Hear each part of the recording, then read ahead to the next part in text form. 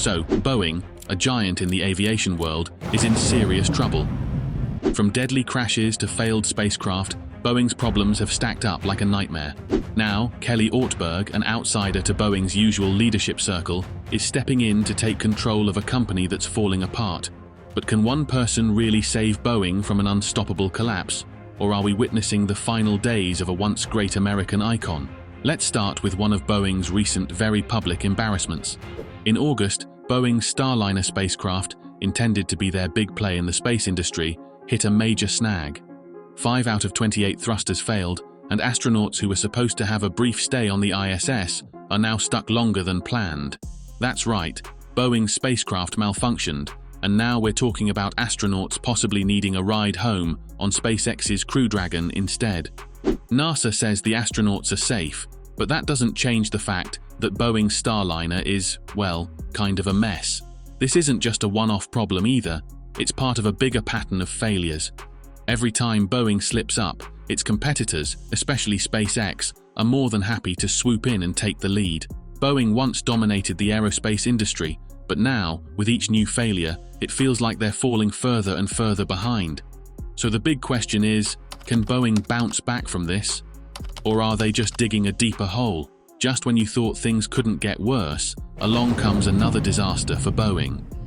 In August, the National Transportation Safety Board, NTSB, held a 2-day public hearing about a serious incident with Alaska Airlines Flight 1282 back in January.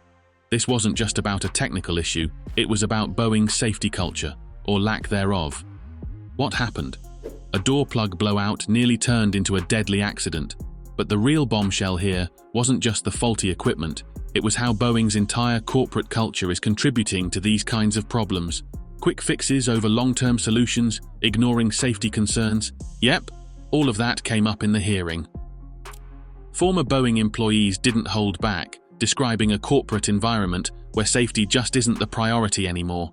The NTSB hearing wasn't just a critique of one incident, it was an indictment of how Boeing has been running things for years. And let's be honest, it's not a good look for a company that used to be the gold standard of safety and engineering. This is more than a PR nightmare. It's a wake-up call that Boeing is in serious trouble. Now enter Kelly Ortberg, the man who's somehow supposed to fix all of this. But who is Ortberg, and why did Boeing hand him the reins during one of the worst periods in its history? Unlike the typical Boeing CEO, Ortberg is an outsider. He hasn't been part of the company's inner circle for years. Instead, he made his mark as the CEO of Rockwell Collins, a company that supplied avionics and tech to aircraft manufacturers like Boeing and NASA. He's a hardcore engineer with experience in high-stakes environments, and that's exactly what Boeing needs right now. However, Ortberg isn't exactly the fresh, young face you might expect. At 64 years old, he's nearing Boeing's usual retirement age, and while the board has extended his tenure, time isn't on his side.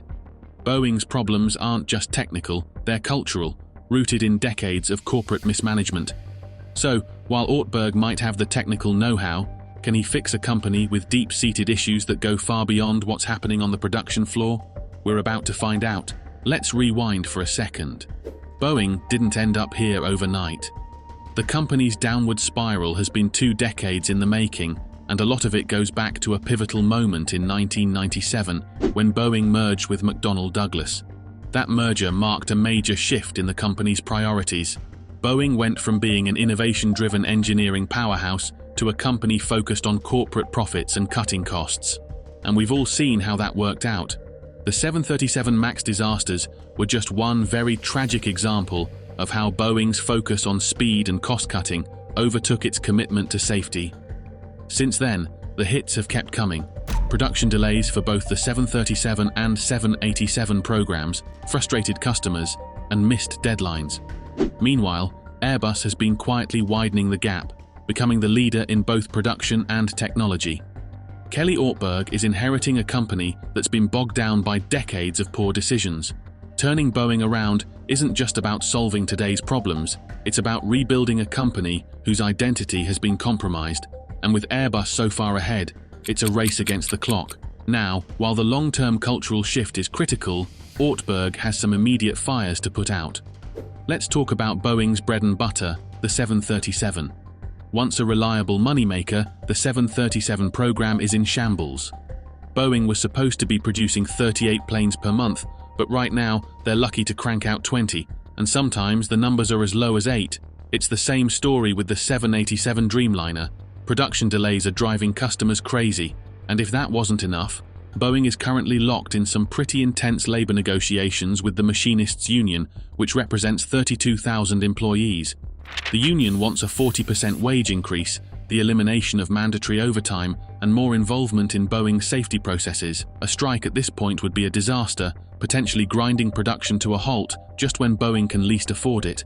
And then there's the military side of things. Boeing has contracts for the KC-46 tanker and the T-7A trainer, both of which are behind schedule. If Boeing doesn't start delivering soon, it could face huge penalties. Basically, Ortberg's leadership is being tested from day one, and failure isn't an option. One of the first big challenges Ortberg will face is dealing with Boeing's fractured relationship with its workforce. Over the years, Boeing's cost-cutting measures have burned a lot of bridges with employees. The workers, many of whom have been with the company for decades, feel like they've been pushed aside while management focused on profits. The union negotiations reflect a much deeper frustration. Boeing is already having trouble holding on to experienced workers, and a strike would be catastrophic, especially with production already behind. This is Ortberg's chance to rebuild trust and reset the relationship between Boeing's leadership and its employees. But that's easier said than done. Fixing Boeing's culture is going to be one of the toughest parts of his job. So, what's Ortberg's first move as Boeing's new CEO? He's already shaken things up by relocating to Seattle, right near the production lines. This is a big departure from previous Boeing CEOs who preferred to manage the company from a distance.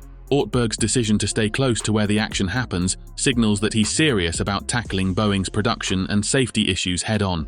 But moving to Seattle is just the beginning. Rebuilding Boeing's safety culture, restoring trust with regulators, and getting customers back on board will be the real test of Ortberg's leadership.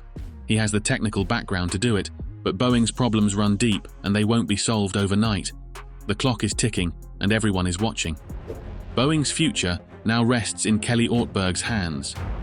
The challenges he faces are massive: production delays, a fractured workforce, and a broken safety culture.